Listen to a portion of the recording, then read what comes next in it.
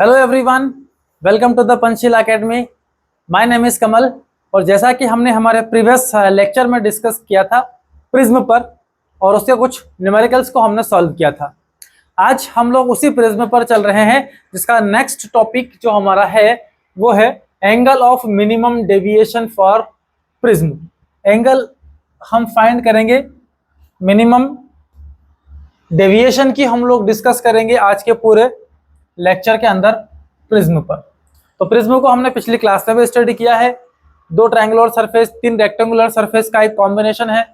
एक rectangular surface base बन जाती है, दो रेक्टेंगुलर सरफेस एक एंगल पर इंक्लाइंड होती है। ओके, तो सारी डिस्कशन हम पिछली क्लास में भी कर चुके हैं। आज हम इस पे बात करते हैं मिनिमम डेविएशन की। तो मिनिमम डेविएशन की कंडीशन क्या हो सकती है प्रिज्म पर, तो उसके लिए लिया हमने सबसे पहले एक प्रिज्म और इसकी एक रिफ्रैक्टिंग सरफेस पर हम बना लेते हैं एक नॉर्मल। तो ये हमारा नॉर्मल है इस सरफेस के लिए। अब आपका ये ए बी सी एक प्रिज्म है, इसकी ए बी सरफेस पर हम कोई रे इंसिडेंट करवाते हैं। ये हमने एक रे यहाँ पर इंसिडेंट करवाया और इस समय इस रे ने नॉर्मल के साथ एक पर्टिकुलर एंगल यहाँ पर ड्रॉ किया है, जिसकी वैल्यू अप्रोक्सीमेट हम लेकर चलते हैं। चलिए यहाँ बात कर लेते हैं। सो आई वर्सेस डेल कितना होगा वो हम यहाँ से कैलकुलेट करते हैं। ठीक है, चलिए। तो इंसिडेंट रे ये है, नॉर्मल के साथ रे नंबर फर्स्ट एक एंगल बनाएगी, तो वो एंगल हम टेकन करते हैं 25 डिग्री। मान लीजिए रे नंबर फर्स्ट ने नॉर्मल के साथ एक एंगल बनाया, एंगल ऑफ इंसिडेंस की वैल्यू इस समय दे रखी है कितनी, 25 डिग्री। ठीक है, अब 25 डिग्री पर इस रे का डेविएशन कितना होगा। तो रे यहां से रिफ्रैक्ट होकर नॉर्मल की तरफ बेंट होगी, क्योंकि रे रेरर से डेंसर में जा रही है, तो इस समय नॉर्मल की तरफ बेंट होगी। और फाइनली जब वो दूसरी सरफेस से दोबारा रिफ्रैक्ट होगी, यहां पर इस सरफेस के नॉर्मल ये है, तो अगेन इस सरफेस से जब रिफ्रैक्ट होती है तो ये रे आपकी इस डायरेक्शन में चली जाती है, इस नॉर्मल से इस डायरेक्शन में जा रही है रिफ्रैक्ट होकर। इसी रे का इन दोनों सरफेस के लिए दो बार रिफ्रैक्शन हुआ। यहाँ रेरर से डेंसर में गई, नॉर्मल की तरफ बेंट हुई, लेकिन डेंसर से रेरर में जाएगी तो away from the normal bent हो जाती है। इस समय डेविएशन कितना, तो इस रे का जो ओरिजिनल पाथ था वो आपका ये रहा,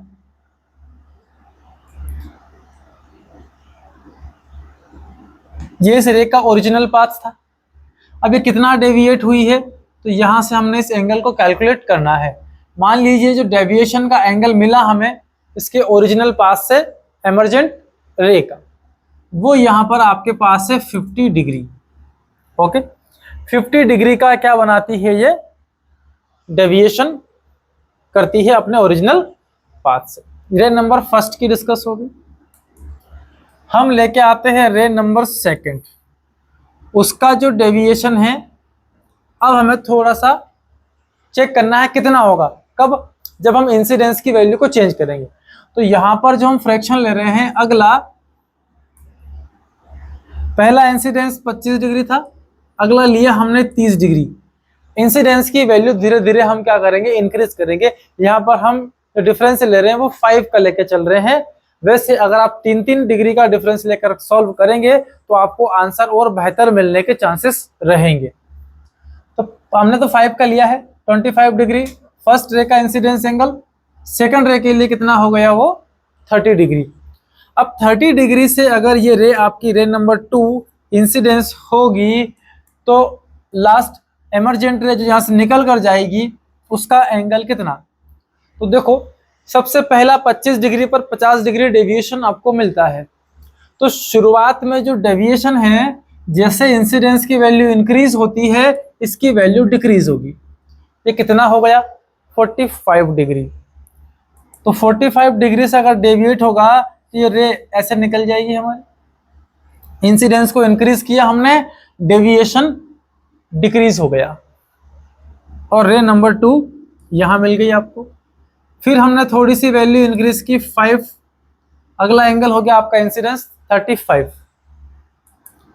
तो फिर से रे नंबर 3 को हमने यहां से इंसिडेंट करवाया, इस समय एंगल है आपका 35 डिग्री।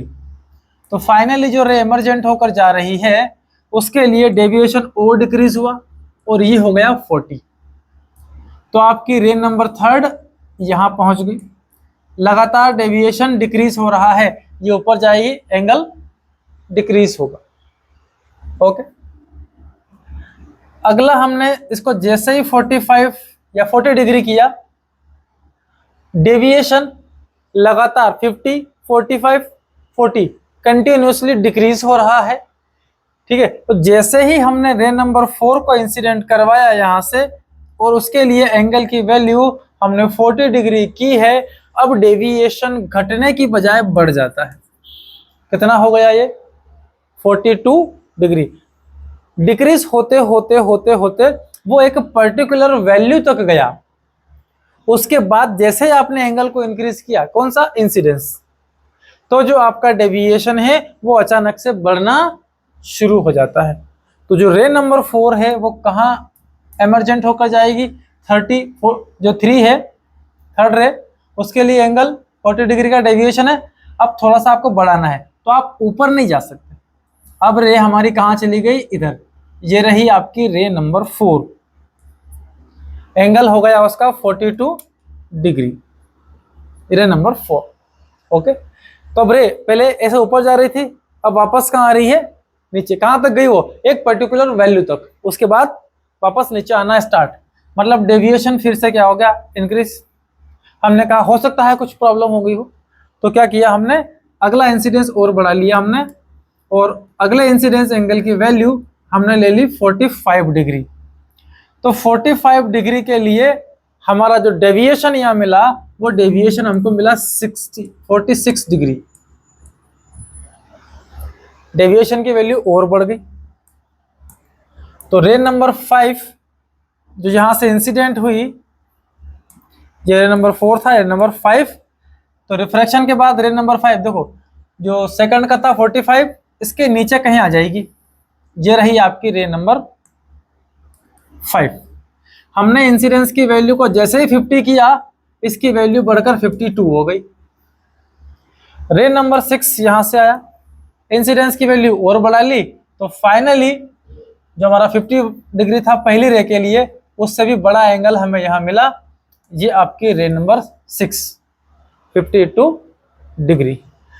तो अब आप देखो इंसिडेंस की एक पर्टिकुलर वैल्यू है हमारे पास, यहां पर है 35, इसके लिए डेविएशन सबसे कम कितना 40 डिग्री।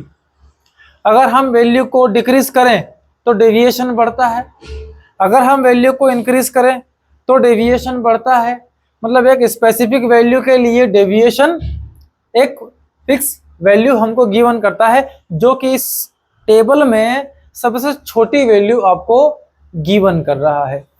तो ये सबसे मिनिमम डेविएशन है, लेकिन फिर भी हम इसको मिनिमम नहीं लेंगे, हम इसका बनाएंगे कर्व, एक ग्राफ, और उस ग्राफ की हेल्प से हम बात करेंगे सबसे मिनिमम डेविएशन कहाँ हो सकता है, क्योंकि यही वैल्यू फिक्स हो ऐसा जरूरी इस टेबल के बेस पर नहीं है। तो हम आई वर्सेस डेल का एक ग्राफ बनाते हैं। ये हमारा आई है, तो ये हमने क्या ले लिया, डेल, या इसको डेल, इसको आप क्या ले सकते हैं आई, इसको डेल ले लो।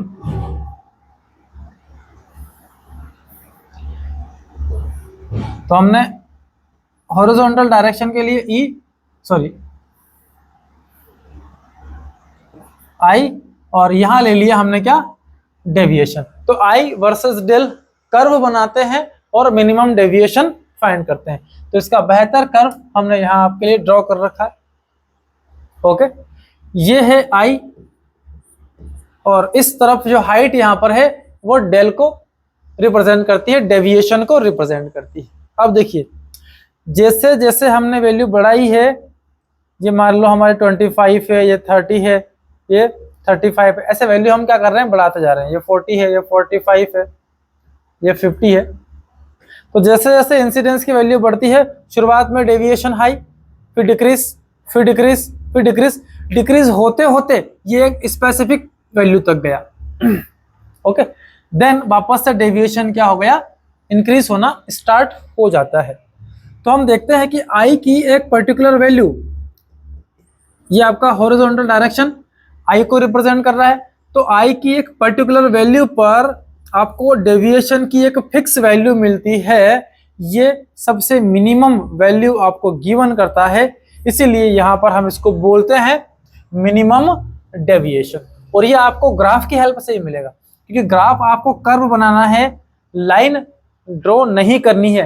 कर्व ग्राफ जब बनाओगे आप, तो यहाँ पर नीचे आते आते आप छोटी से छोटी वैल्यू को इस पर टच कर सकते हैं, और हमको वही एंगल फाइंड करना है। सबसे छोटा एंगल कौन सा, एंगल तो बहुत सारे मिलेंगे हमको डेविएशन के, लेकिन आई की एक स्पेसिफिक वैल्यू के लिए सबसे स्मॉलेस्ट डेविएशन हमको कहाँ मिलेगा, वो हम इस ग्राफ की हेल्प से चेक कर सकते हैं। ओके, अब आप देख रहे हैं कि यहाँ पर जैसे जैसे इंसिडेंस एंगल बढ़ रहा है, डेविएशन धीरे धीरे डिक्रीज हो रहा है। इधर अपन आएंगे तो ये जो ग्राफ है ये एग्जैक्ट पैराबोलिक शेप में नहीं दिखेगा आपको, राइट साइड में थोड़ा आपको टिल्ड दिखेगा, ये थोड़ा इधर ज्यादा एक्सटेंड होते हुए दिखेगा इधर के कंपैरिजन में। तो इसके कुछ कंक्लूजन्स है। तो पहला कंक्लूजन क्या होगा, angle of deviation is minimum for only one value of angle of incidence. मतलब आई की एक ही वैल्यू ऐसी होगी जिसके लिए आपको डेल सबसे मिनिमम मिलेगा, एक ही स्पेसिफिक वैल्यू है यहाँ पर। Okay, only for one value. उसी केस में आपको डेल क्या मिलेगा, सबसे मिनिमम, बाकी किसी केस में मिनिमम वो हमको नहीं मिलता है। कंक्लूजन नंबर फर्स्ट क्लियर है सभी को। चलिए, हमने बोला ग्राफ पैराबोलिक नहीं है, तो बिल्कुल नहीं है, ये राइट साइड में थोड़ा सा टिल्ड है। This graph is tilde towards right, तो राइट साइड में थोड़ा सा ये ज्यादा टिल्ड होता है। ठीक है, अब आप देखिए इसके अलावा for each value of angle of deviation, है ना, हर एक वैल्यू के लिए कोई भी एक वैल्यू पकड़ ली अपन ने, किसकी, एंगल ऑफ डेविएशन की। तो डेविएशन की कोई भी एक स्पेसिफिक वैल्यू हमने ले ली, मान लीजिए वो डेविएशन की वैल्यू हमने यहां से ले ली 30 डिग्री। ठीक है, एक्सेप्ट किसको छोड़ना है आपको, मिनिमम डेविएशन। इसको छोड़कर अगर आप मिनिमम डेविएशन को छोड़ देते हैं, तो इसको छोड़कर बाकी जो डेल की वैल्यू है, आप कोई सी भी एक वैल्यू ले लीजिए। There are two value of angle of incidence, angle of incidence की दो वैल्यू होगी। फॉर एग्जाम्पल हमने मान लीजिए यहाँ पर ये i इज इक्वल टू 30 पकड़ लिया, सो i इक्वल टू 30 पर डेविएशन इतना होगा। ठीक है, ये इसकी वैल्यू है, और i इज इक्वल टू 30 पर ही डेविएशन देखो आप, यहां अगर आगे बढ़े आप तो ये भी एक वैल्यू है। i की एक स्पेसिफिक वैल्यू के लिए डेविएशन की आपके पास दो दो वैल्यू है। अगर मैं i इक्वल टू 50 डिग्री ले रहा हूं, तो ये वाली वैल्यू भी है डेविएशन की, और इधर कहीं ये वाली वैल्यू भी है डेविएशन। तो i की किसी भी, अच्छा इसके लिए हम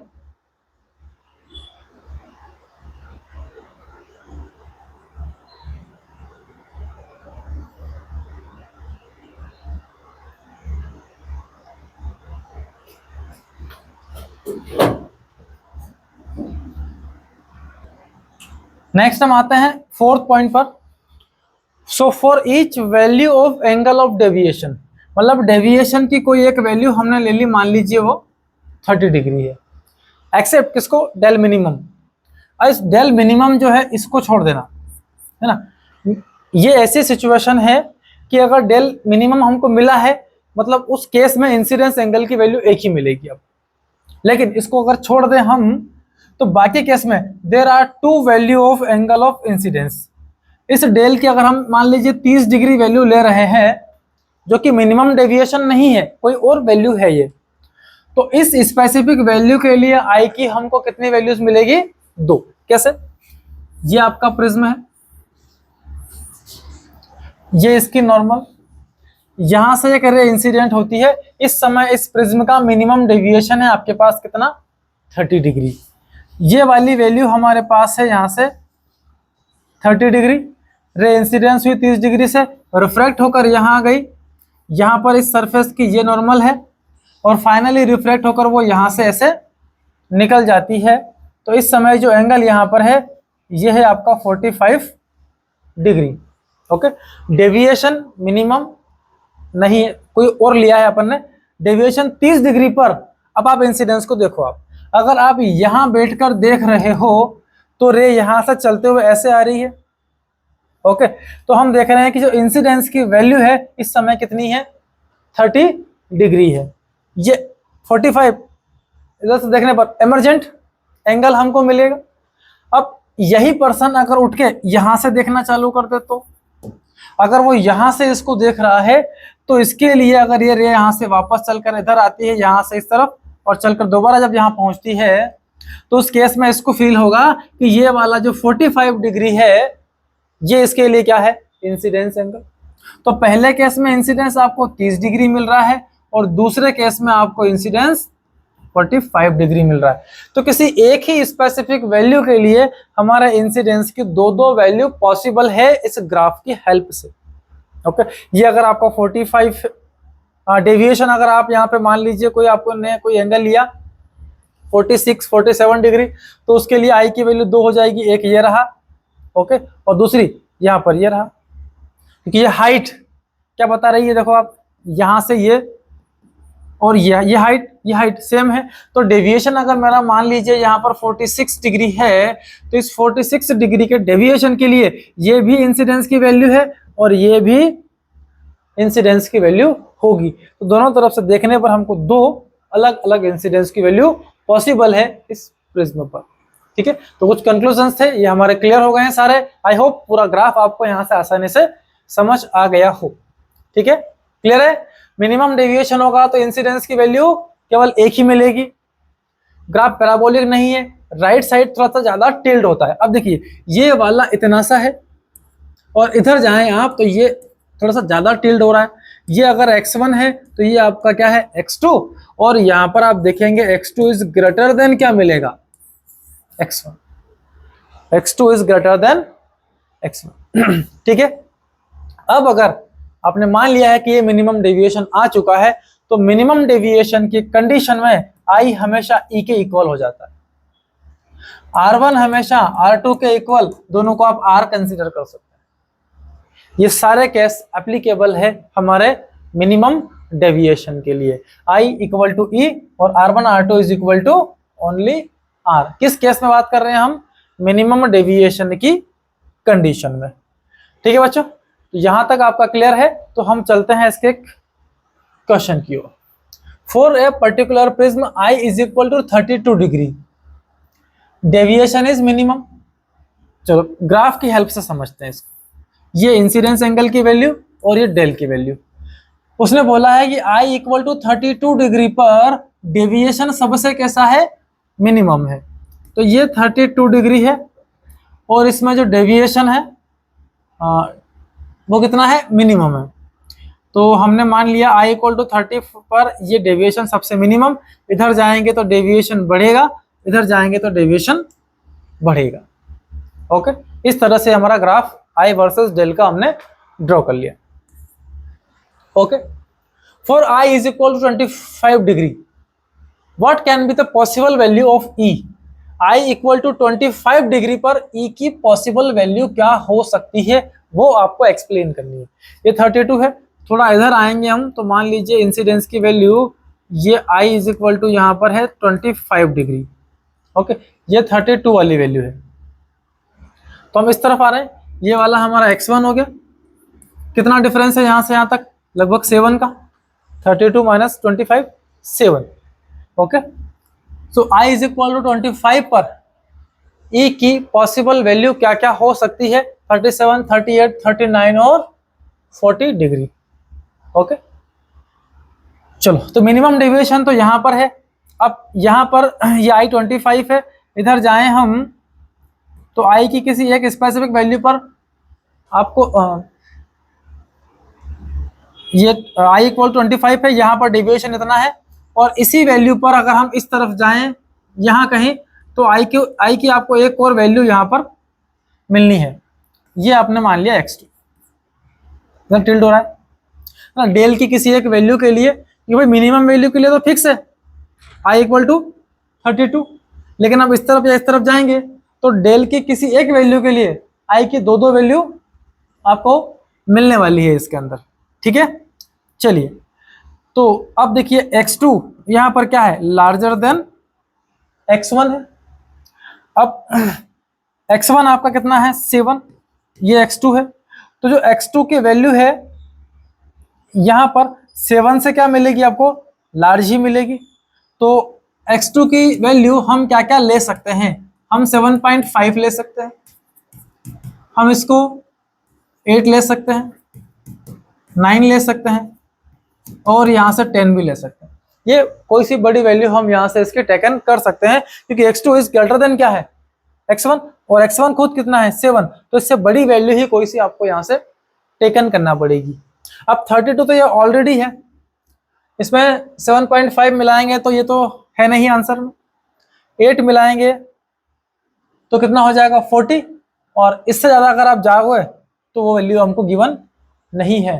तो जो पॉसिबल वैल्यू हमारे पास है वो कितनी हो सकती है, 37, 38 तो हो ही नहीं सकती, 39 हो सकती है, लेकिन बेहतर आंसर होगा आप इसको क्या करें, 40। मैक्सिमम वैल्यू ही आपको यहाँ पर एक्सप्लेन करनी है इसकी। तो इस तरह से ये x2 की वैल्यू हमारी कितनी हो जाती है, 42। ओके, चलिए, अब आपने मिनिमम डेविएशन की कंडीशन को अगर एक्सप्लेन जो हमने किया यहाँ पर उसको ठीक से समझ लिया है, देन हम कुछ फॉर्मूले डिराइव करते हैं। Find the formula for the refractive index. Prism के लिए हमारे पास एक फॉर्मूला है, इससे हम उसके रिफ्रैक्टिव इंडेक्स कैलकुलेट कर सकते हैं। So mu of prism is equal to sine del minimum plus a by 2 divided by sine a by 2, that is the refraction formula for the prism. यहां से आप रिफ्रैक्टिव इंडेक्स किसी prism का find कर सकते हैं। ठीक है, अब देखिए केसेस, अगर हमारा I किसी स्पेसिफिक वैल्यू पर है, उसके लिए डेल हमारा क्या है, मिनिमम। डेल अगर मिनिमम है तो आपको मिनिमम डेविएशन मिलेगा, और मिनिमम डेविएशन की कंडीशन में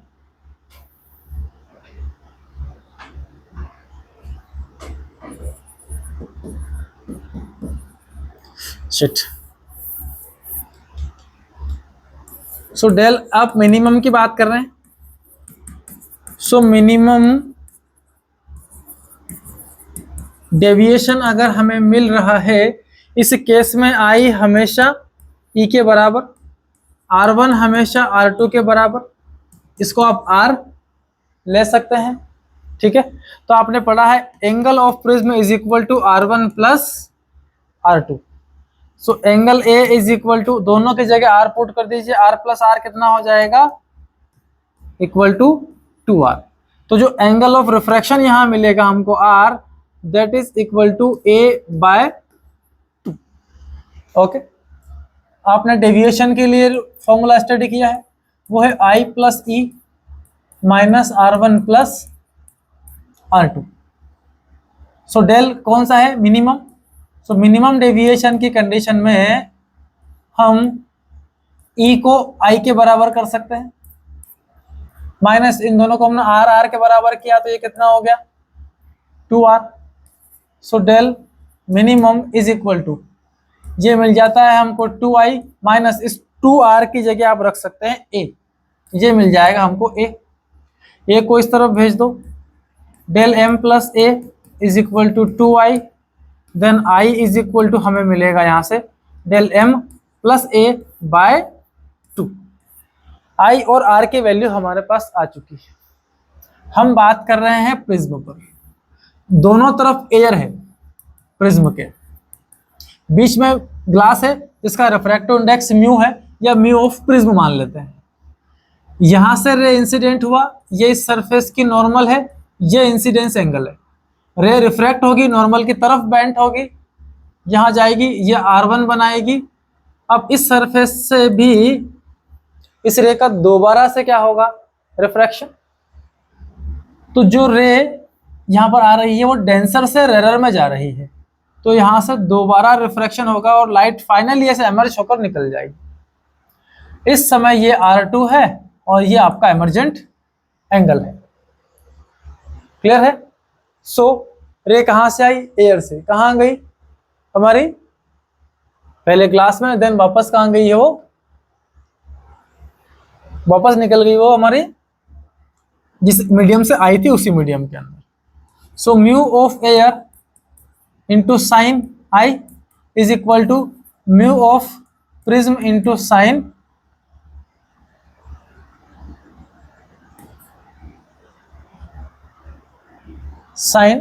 सॉरी R1 R2 R के इक्वल है तो साइन R ले लिया। Mu of air into angle sine I, Snell's law लगा लिया अपन ने, equal to mu of prism into sine R. अब R1 R2 तो ओनली R हो चुके हैं, सो ये तो 1 है। Sine I equal to mu of prism into sine R. So mu of prism equal to ये हो जाएगा sine I divided by sine R, I divide by R, ये मिल गया हमें। So mu of prism is equal to sine I, I की value हम find कर चुके हैं, वो हमारे पास है del M plus A by 2, रख देते हैं यहाँ पर del M plus A by 2 divide by sine R, और वो आर की वैल्यू आपके पास है ए बाय 2, ए बाय 2। ये है प्रिज्म का रिफ्रैक्टिव इंडेक्स फाइंड करने का फॉर्मूला। यहां से आप चाहें तो डेल मिनिमम को भी कैलकुलेट कर सकते हैं और म्यू ऑफ प्रिज्म को भी कैलकुलेट कर सकते हैं। ठीक है बच्चों, तो आज का लेक्चर था हमारा मिनिमम डेविएशन पर बेस्ड, जिसमें हमने डेविएशन का कर्व समझा एक टेबल की हेल्प से। यहाँ पहले हमने इंसिडेंस और डेल की कंपैरिजन की, इसको हमने ग्राफ की हेल्प से फाइंड किया कि मिनिमम डेविएशन हमको कहाँ मिल सकता है, कुछ कंक्लूजन पर हमने डिस्कस किया, देन एक क्वेश्चन पर हमने प्रॉब्लम को सॉल्व किया, और फाइनली हमने रिफ्रैक्टिव इंडेक्स को फाइंड करने का फॉर्मूला आज डिराइव कर लिया है। तो इस तरह से आज का लेक्चर हम करते हैं यहीं पर एंड। नेक्स्ट लेक्चर में बोर्ड के बेसिस पर, बोर्ड एग्जाम्स के अंदर पूछा जाने वाला मोस्ट इंपॉर्टेंट क्वेश्चन, जो अभी हमने छोटा सा फॉर्मूला डिराइव किया है, इसको हम कंप्लीट फॉर्म में डिराइव करेंगे। तो मिलते हैं आपसे नेक्स्ट लेक्चर के अंदर। All the best.